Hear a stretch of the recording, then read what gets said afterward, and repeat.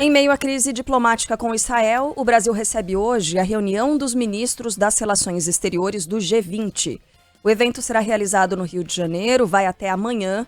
Principal tema, segundo o Itamaraty, será... Não é isso que você pensou, não. Vai ser a reforma de organismos internacionais como a ONU.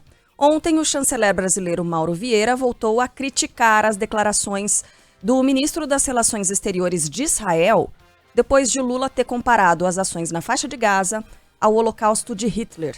Em uma nova publicação nas redes sociais, Israel Katz escreveu que milhões de judeus em todo o mundo estão à espera do pedido de desculpas do presidente brasileiro. Chamou ainda a fala de Lula de promíscua e delirante e, ainda abre aspas, um cuspe no rosto dos judeus, fecha aspas, que vivem aqui. Logo depois, Mauro Vieira afirmou que a postura de Israel Katz é uma vergonhosa página da diplomacia israelense e que as declarações dele são inaceitáveis e mentirosas. Vamos então ao Rio de Janeiro com mais informações sobre todas as expectativas com relação a esse encontro do G20. Repetindo, são ministros das Relações Exteriores do G20 que estarão no Rio. Bom dia, Luana Bernardes. Oi, bom dia, Carla, bom dia a todos os ouvintes da Band News FM. Pois é, esse é o assunto que a gente espera que tenha grande repercussão nessas reuniões que vão ser realizadas hoje e amanhã. Mauro Vieira ontem já participou de um evento que antecipou as reuniões de chanceleres do G20 que acontecem aqui no Rio de Janeiro e ele afirmou que Israel tenta encobrir o massacre em curso em Gaza.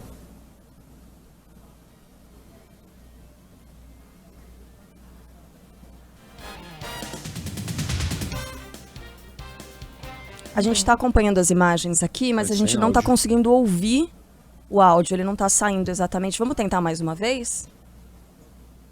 Vamos lá. Não, né?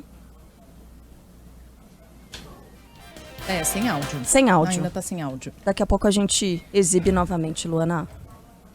Carla, eu lembro que os confrontos tiveram início em outubro do ano passado, após aquele ataque do grupo extremista Hamas, que deixou mais de 1.000 mortos. Desde então, segundo o grupo, no entanto, quase 30 mil pessoas morreram na Palestina devido aos confrontos. E aí, por isso, essa fala do presidente Lula. As reuniões dos chanceleres do G20 acontecem 9 meses antes da cúpula, que vai ser realizada em novembro, aqui na capital fluminense.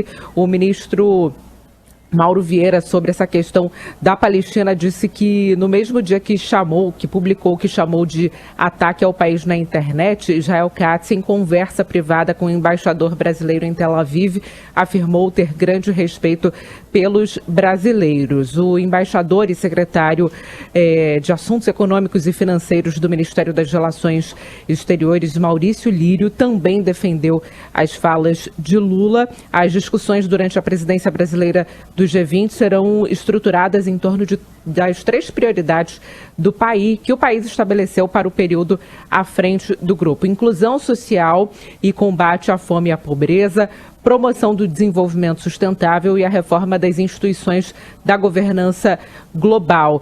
Além disso, será discutido o papel do G20 diante das tensões internacionais em curso, obviamente, claro, entre elas a questão entre Israel e Palestina, que hoje está repercutindo muito, antecedendo aí essas reuniões prévias à cúpula do G20. Nesses encontros, deve ser confirmada a realização de uma segunda reunião de ministros das Relações Exteriores em setembro. E, claro, a segurança aqui no Rio de Janeiro já está reforçada. Já estamos observando alguns carros do G20 nas ruas da cidade. Ontem, no aterro do Flamengo, que faz ligação entre centro e zona sul da cidade, que dá acesso ao Santos Dumont, eu até observei alguns batedores da Polícia Rodoviária Federal escoltando aí veículos oficiais do G20, portanto, segurança reforçada também aqui na capital fluminense. Rotina toda alterada, né, Luana, pelo jeito, né? Isso, a gente tem esses batedores, né, interdições no trânsito por questões de segurança, porque são muitos ministros aqui, né, muitas autoridades, então a segurança obviamente precisa ser reforçada, principalmente na região dos aeroportos, né? Aeroporto Santos Dumont, que fica ali no entorno do aterro do Flamengo, e também no Galeão, na zona norte do Rio de Janeiro. Agora sim a gente tem o áudio daquele vídeo que a Luana Bernardes estava exibindo pra gente, a fala, na verdade, do chanceler brasileiro, Mauro Vieira, se referindo ao ministro das Relações Exteriores de Israel. Vamos acompanhar. As manifestações do titular da chancelaria, do governo Netanyahu, de ontem e de hoje são inaceitáveis na forma e mentirosas no conteúdo. A chancelaria dirigir-se dessa forma a um chefe de Estado, como se dirigiram ao presidente Lula, de um país amigo, é algo insólito e revoltante. Uma chancelaria recorrer sistematicamente à distorção de declarações e a mentiras é ofensivo e grave. É uma vergonhosa página da história da diplomacia de Israel, com recurso à linguagem chula e irresponsável. Eu estou seguro de que a atitude do governo Netanyahu e sua antidiplomacia não refletem o sentimento da sua população. Fala muito forte também, né, do chanceler brasileiro, aí rebatendo mais uma vez o que disse o ministro das Relações Exteriores de Israel. A gente está acompanhando, não a temperatura baixar nesse caso, né? Há uma escalada retórica aí dos dois lados. E a gente sabe que a propaganda e o conteúdo do que é dito nesse tipo de situação importa demais, né? O que Israel vai fazer com isso, o que Israel faz com a fala do presidente brasileiro e agora o que o governo brasileiro vai fazer com o que disse o ministro das Relações Exteriores de Israel. Carla, quando a gente tem um embate envolvendo dois lados, o fato de um lado estar completamente errado não torna o outro completamente certo. A fala de Lula foi uma tragédia. Foi uma tragédia política, uma tragédia estratégica, uma tragédia diplomática, trouxe uma crise ao Brasil que a gente não precisava, né? O Lula não foi provocado a dizer tais palavras. Ele poderia resolver o problema com um simples tweet. Utilizei uma expressão equivocada, um exagero retórico, peço desculpas, fim de papo, né? Ele não o fez, ele preferiu silenciar a respeito do assunto, tá? Então, a frase de Lula é uma tragédia. Tá? É factualmente errada, estrategicamente desastrada. A gente já tratou bastante do assunto. Ponto, parágrafo, outra linha. A reação de Israel é absolutamente proporcional e eu diria deplorável nas últimas horas. Primeiro que essas palavras do chanceler israelense não fazem parte de uma lógica diplomática, né? Cuspe no rosto, fala promíscua, delirante. Que isso? Tá desopilando o fígado? Assim como a gente falou sobre o peso das palavras no caso de Lula e a palavra é o que importa na diplomacia, também vale para esse caso. Exato, porque no final das contas, lembrou bem o Reinaldo ontem e hoje. Quem tá matando gente na faixa de Gaza não é o Brasil. Israel de fato tá levando adiante uma política criminosa, repressora, uma resposta desproporcional, coalhada de crimes internacionais, de crimes de guerra, na sua justa revolta, né, pela maneira covarde como foi atacada pelos terroristas do Hamas. Tá? Então não é o Brasil que tá lá matando criança, matando inocente. Lula disse palavras, no final das contas. Palavras, repito, desastradas. Mas foram palavras. Foi uma comparação desastrada. Nada além disso.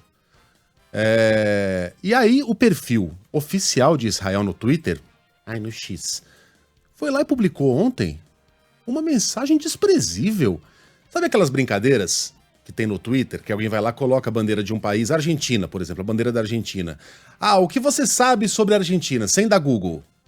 E aí os caras, eu sei que tem o Maradona, aí o outro lado, sei lá qual país, fala, eu sei que eles foram campeões do mundo, eu sei que a inflação, blá. Tava rolando um negócio parecido com o Brasil ontem, uma brincadeira de Twitter. Aí vem o perfil Israel, o perfil oficial, Tiaguinho, por gentileza, do governo de Israel, @Israel, eu vi que não pude acreditar. Fui lá, conferi, e de fato, eles publicaram a seguinte mensagem, retuitaram, né, a bandeira do Brasil. A pergunta é, o que vem à sua mente quando você pensa no Brasil? What comes to mind when you think of Brazil? Aí Israel escreve assim, antes ou depois de Lula went full on Holocaust denier? Eu vou traduzir isso aqui como antes ou depois de Lula ter se tornado um completo negacionista do Holocausto. Tem aí, Thiago? Mandei. Aí. Não, esse é o perfil da brincadeira. Tá? O que eu mandei, acho que tem a fala de Israel. Esse é o perfil oficial do governo israelense, participando de uma brincadeira de Twitter, chamando o presidente brasileiro de negacionista do Holocausto, coisa que ele não é. Lula em nenhum momento negou a existência do Holocausto, ele fez uma comparação desastrada com a solução final de Hitler e as ações de Israel em Gaza. Mas daí a dizer que o presidente brasileiro nega a existência do Holocausto é um salto gigantesco. Isso não é verdade. Ou seja, Israel, na sua justa indignação pelas falas do presidente brasileiro, decidiu usar a mentira como arma retórica. Aí não. Aí o Mauro Vieira tem toda a razão de estar irritado. Os caras passaram completamente do limite. Diga lá, Carla. Não, ia dizer, a gente Aí, tá ó, agora sim, acompanhando. Pô, a gente tá aqui, a gente tá vendo o que acontece. Quando você lê um negócio desse, é uma completa mentira. É isso. E ontem nós falávamos sobre isso aqui. Lula é antissemita por trazer uma comparação desastrada, como você disse, como essa? Nunca deu indicativo de que é.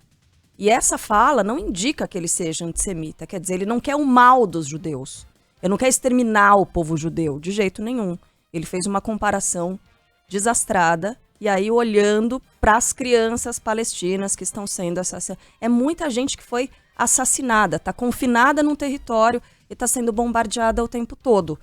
Inclusive, a gente vai falar mais tarde sobre discussões hoje no Conselho de Segurança da ONU, em que os Estados Unidos questionam essa ação do governo de Israel sobre o território palestino. Quer dizer, um movimento que não é só do Brasil, de tentar enxergar esse lado palestino, de tentar trazer um pouco de voz para essa população que está sendo dizimada. Se existe algum tipo de exemplo mais recente do que é genocídio, do que é tentativa de se exterminar uma população inteira, a gente está vendo isso acontecer. E aí quando você pensa em quem está se levantando para trazer essa informação, quais são os líderes mundiais que estão se levantando para trazer destaque para isso? Depois a gente vai ver. A página da história está sendo escrita agora. Daqui a uns anos, quando a gente fizer essa busca, o que é que vai aparecer? Que nome vai aparecer? Né?